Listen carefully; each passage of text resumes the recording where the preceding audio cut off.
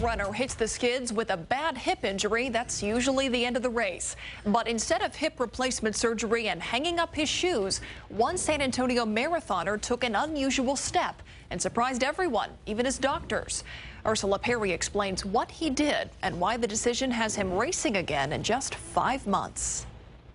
I had several doctors come in and say, your hip is beyond repair and you'll never run again. Those may be the harshest words for an avid 20-year marathon runner to ever hear. But to Chris Busbee, who had just crushed his hip playing with his kids, it was a challenge. On the operating table, he began to beg his doctor not to cut off his hip. In my delirium, very clearly, he said, you know what, I admire a gambling man.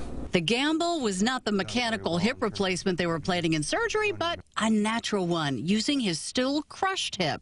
It's called an open reduction internal fixation, essentially putting plates and screws to put the parts back together and allow them to heal. It only had a 30% chance of working, but Dr. Bryan Kaiser says his patient did much better than that. Just the fact that he could run a 5K would have been amazing to me, but the fact that he went on to run a marathon within 5 months is really unheard of.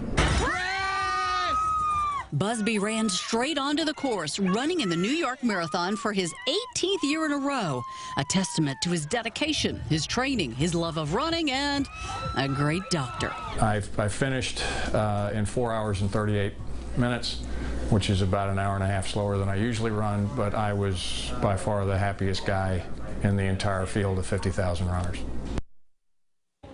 That was Ursula Perry reporting. The relationship between surgeon and patients has deepened so much that this weekend, Dr. Kaiser is joining Busbee at the Outlaw Half Marathon and 5K. Patient and surgeon will run together in Luckenbach for the very first time. Pretty impressive.